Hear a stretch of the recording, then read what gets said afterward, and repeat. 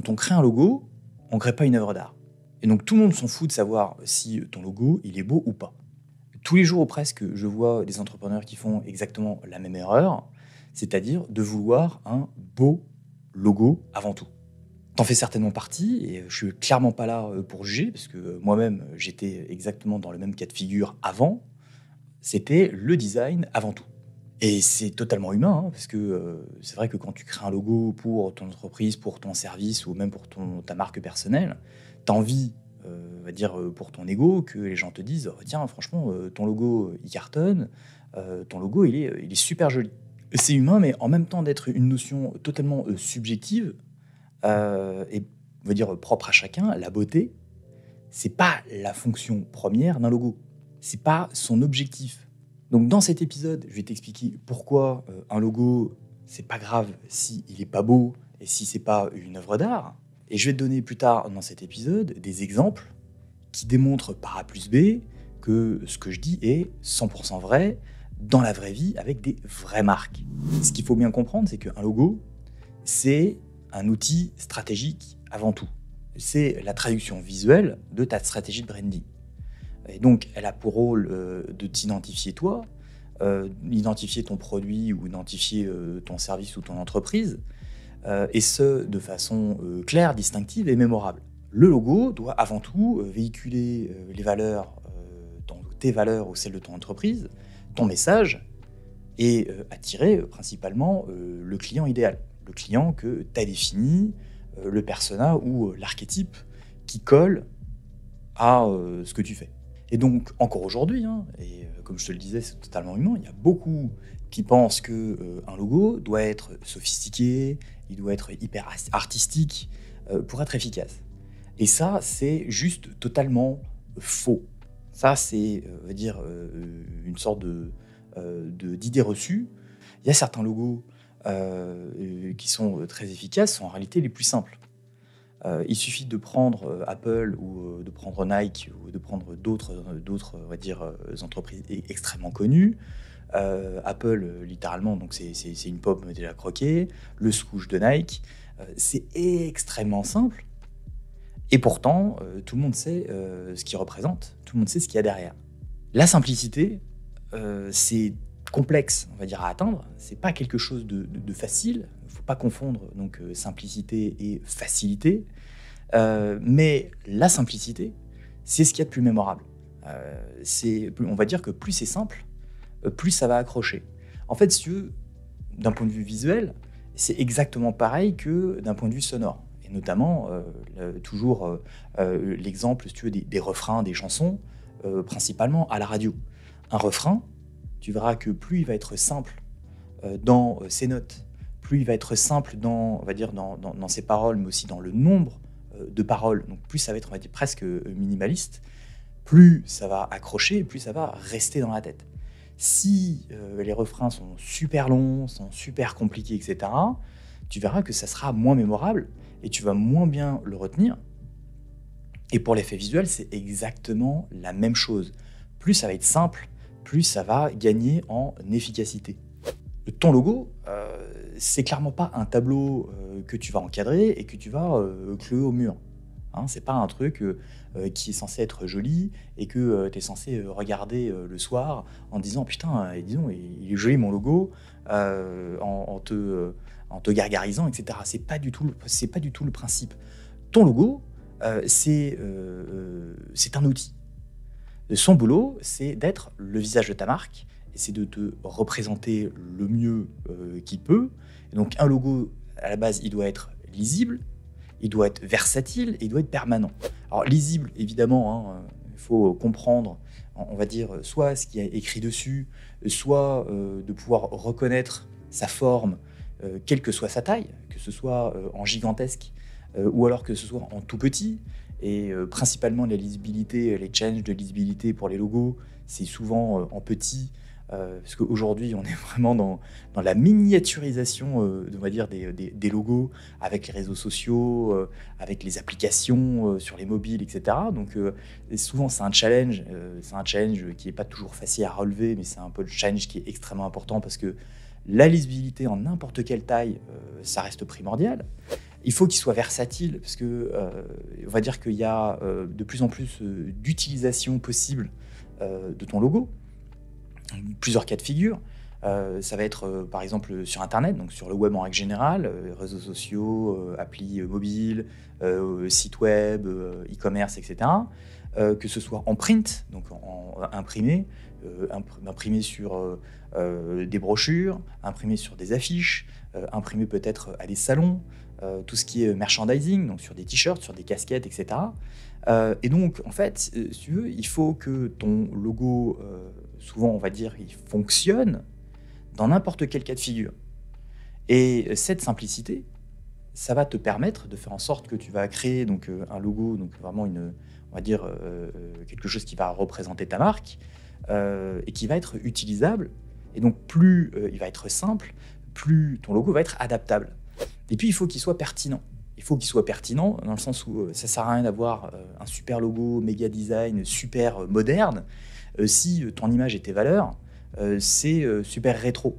C'est-à-dire qu'il faut que ton logo soit pertinent par rapport à l'image que tu veux véhiculer. Je vais te donner des exemples juste après, mais clairement, il faut que tout soit aligné. Donc évidemment, ne fais pas dire ce que j'ai pas dit, c'est-à-dire que ça n'empêche pas un logo d'être esthétique, évidemment, hein, mais ça c'est secondaire et c'est vraiment subjectif. Et donc je dis pas que le design c'est pas important, mais sans stratégie derrière, ton logo, il sera littéralement juste, on va dire, un joli dessin, une jolie forme, mais qui n'aura pas d'âme et qui n'aura pas de message concret et profond derrière. Donc, avant de te jeter, toi ou alors ton designer, on va dire dans le logo design, donc la création de ce logo, il faut se poser les bonnes questions. Qui sont tes clients? Quelle est la cible qu'il y a derrière? C'est quoi on va dire, ta proposition de valeur? C'est quoi ton positionnement? Quel est le message que tu veux faire passer? Et c'est pour ça que tout l'intérêt d'avoir défini une stratégie de branding en amont, ça va te permettre de traduire cette stratégie de façon visuelle. Et en partie, cette traduction, c'est ton logo. Et donc, si tu n'as pas défini, on va dire, qui tu es, tes valeurs, tes archétypes, etc., et que tu te jettes directement sur la création de ton logo, parce que tu trouves telle forme sympa, parce que tu trouves telle police de caractère jolie, et que tu aimes bien telle ou telle couleur, ça va vraiment poser souci, parce qu'au final, tu vas créer un logo pour toi, alors qu'à la base, tu dois créer un logo pour ton audience. Tu dois créer un logo qui va représenter ta marque, mais qui va parler à ton audience. Si tu travailles avec un designer, il faut que tu t'assures que tous ces aspects soient définis en amont avant de le briefer. Ou alors, si c'est toi-même le designer, que tu puisses te briefer toi-même. Donc, ne te contente pas de quelqu'un qui va faire un truc joli. Tu as besoin de quelqu'un qui pense aussi stratégie, qui va penser à répondre à toutes ces questions avant de pouvoir designer. Donc, que ce soit toi, ou alors que ce soit quelqu'un d'autre, si ces questions ne viennent pas sur la table, c'est qu'il y a vraiment un problème quelque part et qu'il vaut mieux faire appel à quelqu'un d'autre et de recommencer à zéro. Je vais donner quelques exemples concrets de tout ce que je te dis là, parce que peut-être que, encore à ce stade de cet épisode du podcast, peut-être que c'est pas encore très clair. Pour la simplicité, je t'ai déjà donné l'exemple d'Apple et de Nike, mais c'est vrai qu'aujourd'hui, on constate vraiment, on va dire, une over-simplification de beaucoup de marques, ce qu'on appelle souvent le blending, c'est-à-dire que ce sont des marques qui vont simplifier à l'extrême leur marque. Et c'est vrai que ces dernières années, c'est arrivé de plus en plus, mais c'est pas pour rien. Parce qu'à simplifier son logo, même si malheureusement, on va dire qu'il y a beaucoup de logos maintenant qui se ressemblent, ça permet d'avoir une adaptabilité beaucoup plus forte et de pouvoir utiliser donc le logo de ton entreprise dans énormément de cas de figure qui aujourd'hui apparaissent presque du jour au lendemain. Il ne serait-ce que tout ce qui est les supports digitaux, les supports dans le metaverse, ce genre de choses. Si ton logo il fonctionne pas en tout petit, si ton fond logo il fonctionne pas par exemple sur un fond transparent, en noir et blanc, ce genre de choses, tu vas avoir de gros soucis d'adaptabilité. C'est pour ça qu'aujourd'hui, il y a énormément d'entreprises qui simplifient leur logo. Ton service, par exemple, s'il est censé être accessible d'un point de vue prix, donc je veux dire un peu cheap, tu dois avoir un logo qui correspond à ton image. Tu dois avoir un logo qui va être un petit peu cheap. Par exemple, Le Bon Coin. Le Bon Coin, ils ont un logo qui est extrêmement simple et qui clairement est pas foufou, tout comme l'interface du site web du Bon Coin. Mais c'est fait c'est fait exprès. C'est pas, ils se sont dit, on va prendre un stagiaire, on va faire un logo, et ils ont imaginé le logo Le Bon Coin avec une typo à la con. En fait, si Le Bon Coin avait une image un petit peu plus luxe ou un petit peu plus upgradée, ça collerait plus du tout au type de personnes qui veulent cibler. Parce que les gens qui vont sur Le Bon Coin, c'est des gens qui achètent littéralement des trucs de seconde main. Que ce soit des voitures, que ce soit des consoles de jeux, que ce soit des t-shirts ou que ce soit des accessoires pour la cuisine. Donc si Le Bon Coin a une image un petit peu premium, ça va pas coller littéralement à l'utilisateur qu'ils veulent cibler. Il se passe exactement la même chose avec des marques du genre Aldi, Leader Price, Carrefour. Ce sont des marques qui mettent en avant, avant tout, un positionnement qui est très basé sur le prix vraiment le plus bas. Et donc, ils ne peuvent pas avoir une image premium. S'ils ont une image premium, ça ne va pas coller. Moi, je vois qu'aux États-Unis, par exemple, il y a un exemple inverse, c'est Whole Foods. Whole Foods, qui est littéralement, maintenant qui appartient à Amazon, et qui est, on va dire du haut de gamme d'un point de vue supermarché. Ils ont une image très premium, ils ont une image upgrade, très, on va dire, prêche de la nature, très qualitative, etc. On est très loin de Aldi, etc., qui ont une image beaucoup plus cheap, parce que leur image, leur logo, colle directement au type de personnes et au type de marché et de positionnement qu'ils ont. Si on prend aussi l'exemple des compagnies aériennes, si tu prends d'un côté Air France qui a une image, on va dire très chic, avec une image, on va dire, de confort dans les airs, avec des gens qui sourient, un logo qui est quand même très classe, très, on va dire, minimaliste, mais plutôt upgrade. Si tu prends à côté EasyJet, EasyJet, on n'est pas du tout dans le même délire.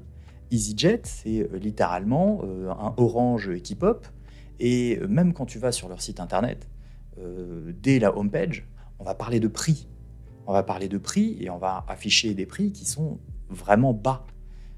Alors que Air France, eux, ils vont pas parler de prix. Ils vont parler plutôt de service. Ils vont parler de le bagage est inclus, tu vois, ce genre de choses. Donc, on n'est pas du tout dans le même positionnement, et en termes d'image, et notamment en termes de logo, on n'est pas du tout dans le même délire non plus. EasyJet, c'est vraiment un logo un petit peu playful, un peu jeune, un peu orange, alors que Air France, on va être sur quelque chose qui est beaucoup plus posé, peut-être beaucoup plus sérieux, beaucoup plus, peut-être un petit peu old school. Et dernier exemple, si tu veux une image agressive ou une image décalée, il faut l'assumer jusqu'au bout. Dans l'univers de l'eau, Liquid Death qui est littéralement, on va dire une marque d'eau qui est très décalée, ils ont un logo qui est presque proche du groupe de métal. C'est pas du tout dans l'image classique de l'eau, etc., mais ça fait partie de l'image très, on va dire, rock, agressive, complètement décalée de la marque. Et si tu compares ça avec, donc, aux antipodes de l'autre côté, Evian qui littéralement a un logo en minuscule, qui est très reposant, avec les petites montagnes, on va dire de l'eau pure juste derrière en fond, on est sur deux univers totalement différents. Pourtant, on est sur, on va dire, sur un marché qui est à peu près le même, c'est-à-dire la vente d'eau, même si évidemment dans la vente d'eau, il y a différentes catégories, sous-catégories. Mais tu vois que le positionnement par le logo de l'image de marque, elle est super importante. Et donc, il ne faut pas se focaliser sur la beauté d'un logo. La beauté d'un logo, c'est une erreur parce que le logo, c'est avant tout un alignement entre ta stratégie, ton audience et l'image que tu veux partager. Le logo, c'est littéralement, on va dire, un des meilleurs outils de ta com et de ton activité, mais c'est pas censé être, on va dire, le faire-valoir du patron, du directeur marketing ou alors du designer qui va être derrière et qui va le créer. Ce qui est important dans le logo, c'est qu'il soit conçu avec l'audience en tête et de faire en sorte que le logo définisse et retranscrive du mieux possible l'image et les valeurs, etc., que tu veux partager. Et c'est pour ça que c'est un exercice qui est extrêmement compliqué, parce que si tu ajoutes tout, c'est-à-dire il faut que ça corresponde à tes valeurs, ton positionnement, ta cible, etc., il faut que ce soit simple, il faut que le nom aussi corresponde et évoque quelque chose, etc., tu vois que c'est un exercice qui est extrêmement complexe. Parce qu'en ajoutant les différentes couches, tu te retrouves au final avec juste un symbole ou on va dire un nom ou avec une police de caractère qui est modifiée ou quoi que ce soit, qui doit on va dire partager, qui doit dans un shaker correspondre à tout ça. Créer un logo, c'est extrêmement compliqué. Enfin, créer un logo, c'est simple, et de faire en sorte que ton logo corresponde à l'image que tu veux transparaître via ta marque, ça c'est un exercice qui est extrêmement compliqué. Donc la prochaine fois que tu penses à ton logo, te demande pas s'il est assez joli ou assez cool pour toi. Pense d'abord s'il fait le job, parce qu'au final, c'est tout ce qui compte. N'hésite pas à me dire dans les commentaires comment tu prends, on va dire, comment tu as abordé la création de ton logo. Est-ce que tu l'as fait toi-même? Est-ce que tu l'as fait par un designer? Est-ce que tu es même peut-être passé par une agence pour pouvoir le créer?